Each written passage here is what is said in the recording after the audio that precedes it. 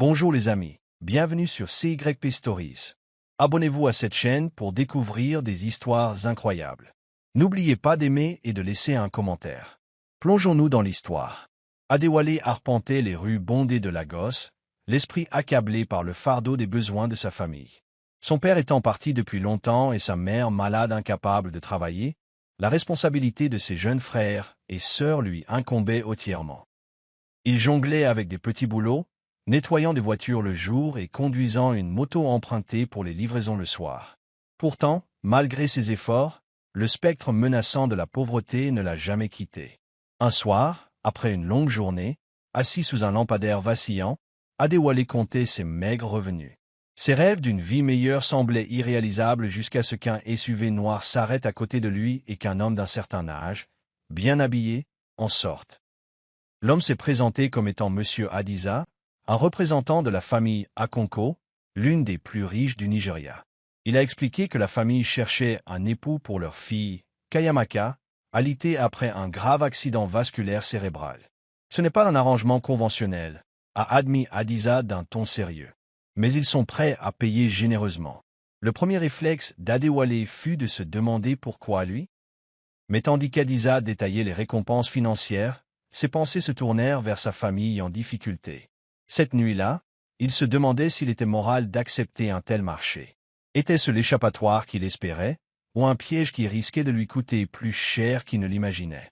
Le lendemain, Adewale fut invité au manoir Akonko, une vaste propriété qui respirait la richesse et le pouvoir. Les sols en marbre, les lustres plaqués or et le personnel impeccablement habillé étaient à 1000 lieues du petit appartement délabré qu'il considérait comme son chez-soi. M et Madame Akonko l'accueillirent avec une politesse froide, leurs expressions indéchiffrables. Ils lui ont expliqué la situation. Leur fille, autrefois pleine de vie et de vitalité, avait été victime d'un accident vasculaire cérébral dévastateur qui l'avait laissée paralysée. Bien que physiquement vivante, son esprit s'était flétri. Il pensait que la marier à un homme comme Adewale, terre à accent grave et compatissant, pourrait raviver sa soif de vivre. L'offre était simple, il épouserait Kayamaka et serait généreusement récompensé. Nul besoin de romance, seulement d'attention et de compagnie. Adewale était déchiré. Sa conscience se révoltait contre l'idée de se marier pour de l'argent, mais les images du corps fragile de sa mère et des visages affamés de ses frères et sœurs le hantaient. À contre-cœur, il signa le contrat, scellant un accord qui allait changer sa vie à jamais. En quittant le manoir ce soir-là, Adewale ne pouvait s'empêcher de penser qu'il pénétrait dans un monde bien plus complexe et dangereux qu'il ne pouvait l'imaginer. Le jour du mariage s'est déroulé avec faste et splendeur, un spectacle davantage destiné aux tabloïds qu'au couple qui en était le centre. Adewale, vêtu d'une luxueuse igbata qu'il n'aurait jamais pu s'offrir seul, se tenait aux côtés de Kayamaka, immobile dans son fauteuil roulant. Son regard, bien que vif et intelligent, exprimait un mélange de dédain et de résignation. Adewale s'était imaginé qu'elle pourrait être amère, mais sa froide indifférence le blessa plus profondément qu'il ne l'avait imaginé. La cérémonie se déroula dans un flou, sous les flashs des appareils photo et les applaudissements des invités. On aurait dit une transaction commerciale plutôt qu'une célébration de l'amour. Après la réception, Adewale suivit l'infirmière de Kayamaka dans son aile privée du manoir. L'espace était luxueux mais étrangement stérile, dominé par le matériel médical et le silence. Kayamaka remarqua à peine sa présence lorsque l'infirmière le présenta comme son mari. « Vous êtes ici pour l'argent », dit-elle d'un ton neutre, la voix dénuée d'émotion. Adewale, pris au dépourvu, ne nia pas. Comment aurait-il pu? La vérité pesait lourdement sur la pièce, inexprimée mais indéniable. Cette nuit-là, Adewale réalisa à quel point sa nouvelle réalité serait intimidante. La vie au manoir Akonko était bien loin des difficultés qu'il avait connues, mais elle comportait son lot de défis. L'indifférence de Kayamaka rendait chaque interaction inconfortable. Elle refusait ses tentatives de bavardage, son silence lui rappelant constamment que leur union reposait sur des mensonges. Pourtant, Adewale s'investit pleinement dans son rôle. Il suivit son infirmière, apprenant à l'assister dans ses besoins quotidiens, de l'administration de ses médicaments à sa kinésithérapie. Malgré ses paroles acerbes et ses cris occasionnels, Adewale la traitait avec patience et respect, déterminé à se montrer digne de la responsabilité qu'il avait assumée. Les jours se transformèrent en semaines, et l'isolement du manoir commença à peser sur Adewale. Bien qu'entouré d'opulence, il se sentait plus serviteur qu'époux. Les parents de Kayamaka interagissaient rarement avec lui, et le personnel le traitait avec une indifférence polie. Pourtant, Adewale trouvait du réconfort dans de petites victoires, aidant Kayamaka à ajuster sa position au lit sans qu'elle ne lui réponde brusquement ou ne lui arrache un léger sourire lorsqu'il lui racontait un souvenir d'enfance humoristique. Ces moments lui donnaient l'espoir que sous son apparence glaciale se cachait une étincelle qui n'attendait qu'à se rallumer. Un après-midi pluvieux, alors qu'Adewale assistait Kayamaka dans ses exercices thérapeutiques, elle finit par parler franchement. « Crois-tu que c'est comme ça que j'imaginais ma vie ?» demanda-t-elle, la voix tremblante de colère et de tristesse. Paralysée, minée par la douleur et mariée à un inconnu, sa vulnérabilité prit Adewale au dépourvu et, pour la première fois, il découvrit la douleur derrière son amertume. « Je ne pense pas qu'aucun de nous ait choisi ça. » répondit-il doucement en croisant son regard. « Mais on peut faire avec, si tu me laisses l'aider. » Ses paroles persistèrent, et pour la première fois, Kayamaka ne le repoussa pas. Ce moment marqua un tournant dans leur relation. Bien que loin d'être chaleureuse, Kayamaka commença à accueillir Adewale dans son monde. Elle évoqua son passé, une vie trépidante, faite de voyages, d'amis et de rêves de créer sa propre entreprise. En l'écoutant, Adewale éprouva un profond respect pour la femme derrière cette amertume. Il partagea également ses difficultés, se confia sur sa famille et les sacrifices qu'il avait consentis. Ces échanges, bien que rares, commencèrent à tisser un lien fragile entre eux. Pour la première fois, Adewale sentit qu'il y avait peut-être quelque chose de concret qui valait la peine de se battre. Son nouveau rôle d'aidant mit sa patience à rude épreuve, comme il ne l'avait pas anticipé. Kayamaka résistait souvent à ses efforts, lui criant dessus ou se retranchant dans le silence lorsque les choses n'allaient pas comme elle le souhaitait. Ajuster sa position au lit ou lui donner des repas simples devenait une tâche ardue en raison de ses barrières émotionnelles. Pourtant, Adewale a persévéré, apprenant à gérer ses humeurs avec une résilience tranquille. Il prenait le relais des infirmières le soir, lui massant doucement les membres et l'encourageant à essayer ses exercices de kinésithérapie. Bien que le processus fût lent, il s'engagea à l'aider à retrouver un semblant d'indépendance.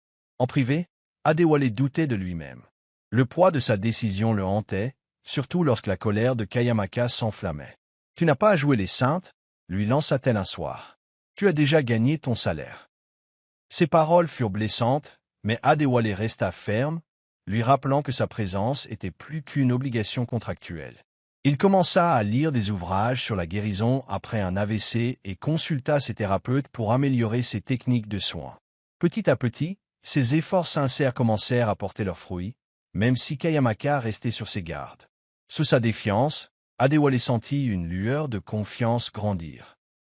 Un matin, lors d'une séance de thérapie de routine, Kayamaka laissa échapper un gémissement de frustration, ses mains échappant à la prise d'Adewale alors qu'elle tentait de lever son bras. « Je ne peux pas faire ça !» cria-t-elle, les larmes ruisselant sur son visage. L'espace d'un instant, Adewale se figea, ne sachant comment la réconforter. Puis, sans réfléchir, il s'agenouilla devant elle et prit sa main tremblante dans la sienne. « Tu peux » dit-il fermement. « Et je serai là jusqu'à ce que tu le fasses. » Son soutien indéfectible sembla briser ses défenses et, pour la première fois, Kayamaka se laissa pleurer ouvertement en sa présence. À partir de ce jour, quelque chose changea entre eux. Bien que les progrès soient encore lents, Kayamaka commença à s'investir plus activement dans sa guérison, se donnant plus de mal lors des séances de thérapie. Adewale, à son tour, devint son plus grand supporter, célébrant même les plus petites victoires. Lorsqu'elle parvint à remuer les orteils pour la première fois, il sourit comme un enfant, applaudissant et riant. « Tu vois, tu es plus forte que tu ne le penses, » lui dit-il. Les lèvres de Kayamaka s'étirèrent en un léger sourire. L'espace d'un instant, le poids de leur situation leur parut un peu plus léger. Au fil des semaines et des mois, Kayamaka et Adewale commencèrent à trouver le rythme de leur nouvelle vie commune. Leur journée était rythmée par des séances de thérapie, des repas partagés et de longues conversations qui se prolongeaient souvent jusqu'au bout de la nuit. Kayamaka s'est peu à peu confié, partageant des anecdotes sur son passé mouvementé, sa passion pour la peinture, ses endroits préférés à Lagos et ses amis qui s'étaient éloignés après son AVC. Adewale l'écoutait attentivement, lui prodiguant des mots d'encouragement et la faisant parfois rire avec des anecdotes sur son enfance chaotique. La maison, autrefois un lieu de tension, commençait à ressembler un peu plus à son chez-soi. Leur relation, bien que fragile, s'approfondissait de jour en jour. Adéwalé était fier de ses petits progrès. Tenir une cuillère, s'asseoir sans aide et enfin faire son premier pas hésitant avec un déambulateur. Ces moments lui faisaient monter les larmes aux yeux, mais aussi lui insufflaient une nouvelle détermination. « Tu me fais croire que je peux y arriver », admit-elle un soir d'une voix douce. Adéwalé sentit son cœur se serrer, réalisant que son souci pour elle n'était plus seulement une obligation. C'était devenu quelque chose de bien plus important. Le rétablissement de Kayamaka est devenu une mission commune, Adéwalé étant à ses côtés à chaque étape. Ils ont célébré les étapes importantes avec une joie silencieuse, comme le jour où elle a réussi à se tenir debout sans aide pendant quelques secondes. Pour Kayamaka, ces victoires n'étaient pas seulement physiques, elles étaient profondément émotionnelles, ravivant une lueur d'espoir qu'elle pensait avoir perdue à jamais. Adéwalé l'encouragea à redécouvrir ses anciennes passions, lui apportant son matériel artistique et l'encourageant à peindre à nouveau. D'abord hésitante, Kayamaka finit par céder, ses coups de pinceau sur la toile reflétant son retour progressif à la vie. Leur proximité grandissante ne passa pas inaperçue. Le personnel de maison commença à traiter Adéwalé avec un respect nouveau, et même et Madame Okonkwo s'adoucirent à son égard, impressionnés par les progrès de leur fille. Mais cela ne se fit pas sans difficulté. Kayamaka connut encore des moments de doute et de frustration, se retranchant parfois dans le silence. Adéwalé, lui aussi, luttait contre sa propre culpabilité, sachant que ce mariage avait commencé comme une transaction. Pourtant, en voyant Kayamaka reprendre ses forces, il ressentit une fierté inébranlable, non pas pour lui-même, mais pour elle. Elle se battait pour reprendre sa vie en main, et il était honoré d'être à ses côtés. Adéwalé ne réalisa pas que son admiration pour Kayamaka se transformait en amour, mais elle le cacha un soir tranquille, alors qu'ils étaient assis sur la terrasse du manoir. Le soleil couchant lui caressa le visage tandis qu'elle riait à l'une de ses blagues, ses yeux s'illuminant d'une lueur qu'il n'avait jamais vue auparavant. Pour la première fois, Adéwalé s'autorisa à imaginer un avenir avec elle, non pas à cause du contrat, mais parce qu'il désirait sincèrement être à ses côtés. Cette prise de conscience le remplit à la fois de joie et de peur. Comment avouer ses sentiments alors que leur mariage avait commencé comme un mensonge? Kayamaka, elle aussi, commença à voir Adéwalé sous un jour nouveau. Son soutien indéfectible, sa patience et sa gentillesse contrastaient fortement avec la pitié à laquelle elle s'était habituée. Un soir, alors qu'ils peignaient ensemble dans son atelier, elle hésita avant de parler. « Tu as fait plus pour moi que quiconque. » dit-elle doucement en soutenant son regard. Adéwalé sentit sa gorge se serrer, mais il se contenta de sourire et de lui serrer la main. Le lien tacite entre eux se renforçait de jour en jour, même si aucun des deux n'osait encore l'exprimer. Pour l'instant, leurs actes étaient plus éloquents que leurs paroles. Le jour où Kayamaka fit ses premiers pas sans aide fut un jour de triomphe et de larmes. Le kinésithérapeute du manoir applaudit avec fierté, mais c'est le sourire radieux d'Adéwalé qui donna à Kayamaka la confiance nécessaire pour faire un pas de plus, puis un autre. « Tu y arrives, Amaka » s'exclama-t-il d'une voix pleine d'une joie débordante.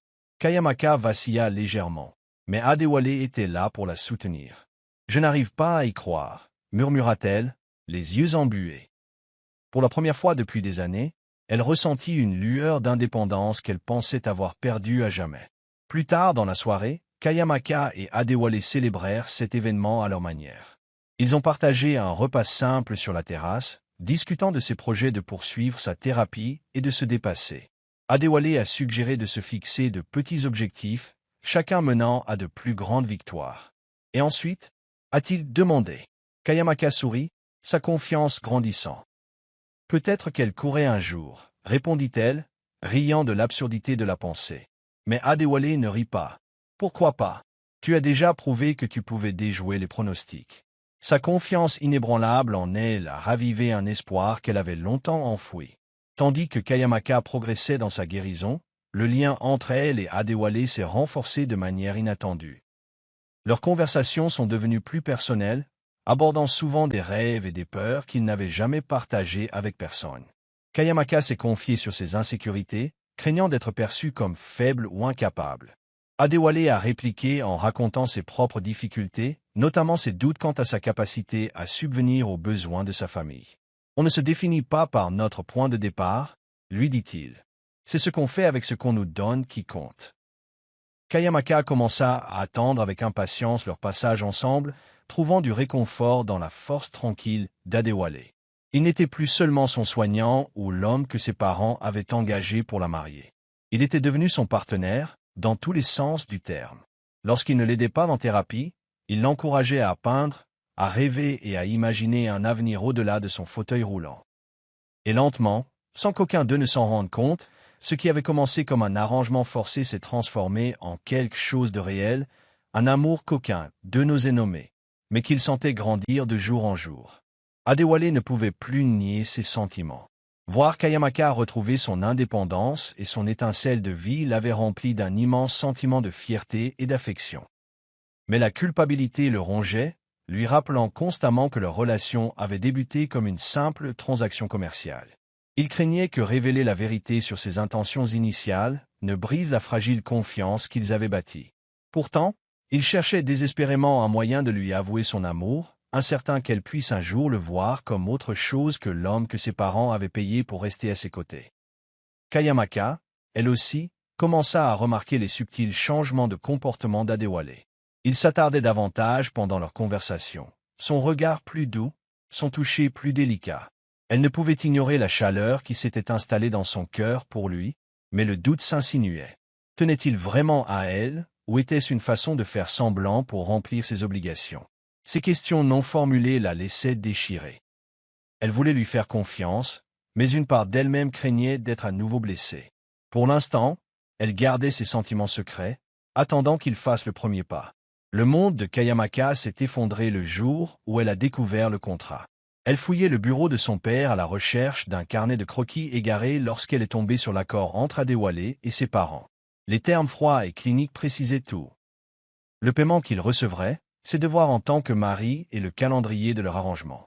Ses mains tremblaient en lisant ces mots, la vérité la frappant comme un coup de poing. Chaque instant de tendresse, chaque mot d'encouragement lui semblait soudain souillé.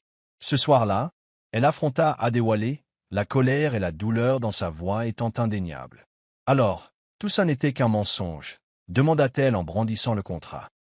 Le visage d'Adewale pâlit en réalisant ce qu'elle avait découvert. « Amaka, ce n'est pas ce que tu crois » commença-t-il d'une voix désespérée.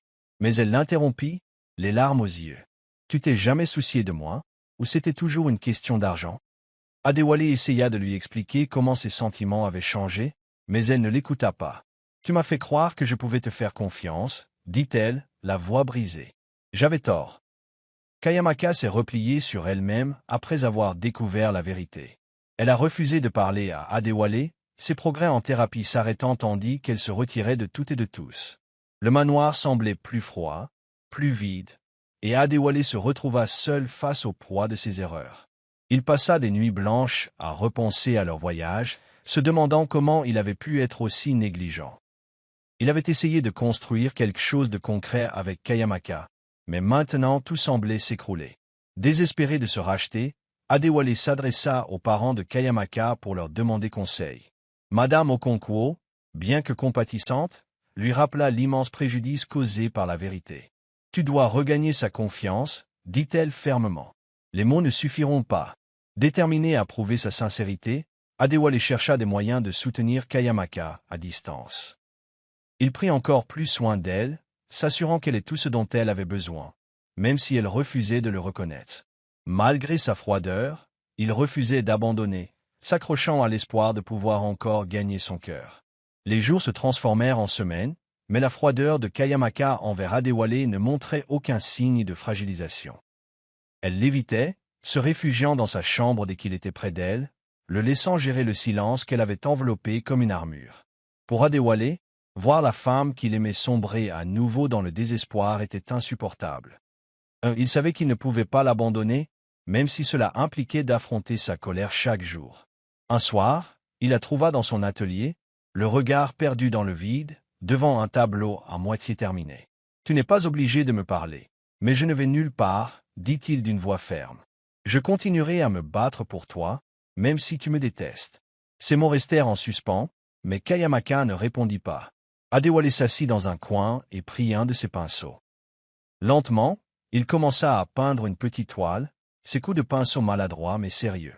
Kayamaka l'observait du coin de l'œil, la curiosité vacillant malgré elle. « Que fais-tu » demanda-t-elle finalement, d'un ton empreint d'agacement. « Apprendre » répondit-il simplement. « Tu as dit que peindre te donnait un sentiment de vie, et je veux comprendre ce que tu ressens. » Elle se détourna, mais pour la première fois depuis leur dispute, une légère fissure apparut dans ses défenses. Déterminé à gagner la confiance de Kayamaka, Adewale se consacra à des actions témoignant de sa sincérité. Il se concerta avec ses thérapeutes, organisant de nouvelles activités pour raviver son intérêt pour la guérison. Il encouragea le personnel à l'emmener faire de courtes promenades dans le jardin, sachant qu'elle préférait ne pas être seule, mais refusant de l'accompagner. Il demanda même à son amie la plus proche, Ifeoma, qu'elle avait quittée après son AVC, de lui rendre visite à l'improviste. Au début, Kayamaka se hérissa devant cet afflux soudain d'attention, soupçonnant la main d'Adewale et tout le reste. Mais peu à peu, elle se sentit tirée de son isolement, petit à petit. Un après-midi, alors qu'Adewale travaillait sur une autre peinture amateur, Kayamaka le rejoignit avec hésitation à la table de l'atelier. « Tu es nul à ça » remarqua-t-elle, même si son ton manquait de sa vivacité habituelle. Adewale rit doucement en lui tendant un pinceau. « Alors, apprends-moi » dit-il avec un sourire sincère. Kayamaka hésita, mais finit par guider sa main, lui montrant comment mélanger les couleurs et créer de la profondeur. Le simple fait de lui apprendre quelque chose lui fit naître un léger sourire. Même si elle ne lui avait pas encore tout à fait pardonné, elle ne pouvait nier les efforts qu'il déployait pour gagner sa confiance. À mesure que Kayamaka s'investissait davantage dans sa guérison et ses loisirs, les murs qu'elle avait érigés autour d'elle commencèrent à s'effondrer. Un soir, alors qu'ils peignaient côte à côte, elle rompit le silence qui les séparait depuis des semaines. « Pourquoi as-tu accepté de m'épouser » demanda-t-elle d'une voix douce mais directe. Adewale marqua une pause et posa son pinceau. Au début, c'était l'argent, a-t-il admis d'un ton cru et sincère. J'étais désespéré. Ma famille avait besoin de moi, et j'y voyais une issue. Kayamaka tressaillit, mais elle ne l'interrompit pas. Mais ça a changé, continua-t-il, le regard fixé sur elle. Je ne m'attendais pas à t'aimer, Kayamaka. Je ne m'attendais pas à tomber amoureuse de ta force, de ta résilience et de ton courage. Je sais que j'ai trahi ta confiance et je le regretterai toute ma vie. Mais tout ce que j'ai fait depuis, c'est parce que je veux être ici, avec toi, non pas pour l'argent, mais parce que je ne peux pas imaginer ma vie sans toi. Ces paroles résonnèrent lourdement dans l'air, et Kayamaka le fixa du regard, un mélange turbulent de colère, de douleur et d'autres choses qu'elle n'était pas prête à nommer. Kayamaka mit du temps à digérer la confession d'Adewale. Ces paroles avaient touché quelque chose au plus profond d'elle, mais la blessure de sa tromperie initiale la faisait encore souffrir. Elle commença à l'observer de plus près, observant ses interactions avec ses thérapeutes, le personnel de maison et même ses parents. Son dévouement semblait sincère, ses actions conformes à ses promesses. Peu à peu, elle commença à l'accepter, à nouveau dans sa vie. Ils reprirent leur longue conversation, avec une honnêteté retrouvée qui les rendait tous deux vulnérables, mais aussi plus proches que jamais. Un jour, alors qu'ils étaient assis ensemble dans le jardin, Kayamaka le regarda d'un air interrogateur. « Crois-tu vraiment en nous » demanda-t-elle d'une voix à peine plus forte qu'un murmure. Adewale lui prit la main et la serra doucement. « Je crois en toi, en nous, en tout ce que nous pouvons faire ensemble, » dit-il fermement. Les larmes lui montèrent aux yeux tandis qu'elle hochait la tête, un sourire hésitant trahissant son air habituellement réservé. Pour la première fois depuis des mois, elle s'autorisait à espérer une fin heureuse pour leur histoire, malgré des débuts difficiles. Des mois plus tard, Kayamaka se tenait sur la terrasse du manoir, le soleil lui réchauffant la peau tandis qu'elle contemplait le jardin. Elle n'avait plus besoin de fauteuil roulant ni de déambulateur. Son travail acharné et le soutien d'Adewale avaient porté leurs fruits. Derrière elle, Adewale apparut, portant 2 tasses de thé. Il lui en tendit une, et elle sourit, ce geste lui semblant désormais aussi naturel que de respirer. « Tu as fait tant de chemin, » dit-il d'une voix admirative. « Je n'aurais pas pu y arriver sans toi, » répondit-elle d'un ton doux mais sincère. Leur relation, autrefois fondée sur des mensonges, était devenue réelle et inébranlable. Kayamaka avait pardonné à Adewale, non pas parce qu'il l'avait supplié, mais parce qu'il l'avait mérité par son amour et son dévouement indéfectible. Tandis qu'ils se tenaient côte à côte, les cicatrices de leur passé ressemblaient moins à des blessures qu'à des rappels du chemin parcouru. Adewale se tourna vers elle et lui prit les mains. « Je t'aime, Amaka, » dit-il d'une voix ferme et assurée. Kayamaka sourit, les larmes aux yeux. « Et je t'aime, » répondit-elle, leur voyage de douleur, de guérison et d'amour se terminant enfin. Merci d'avoir regardé. N'oubliez pas d'aimer et de vous abonner, de laisser également un commentaire et d'activer la notification de publication.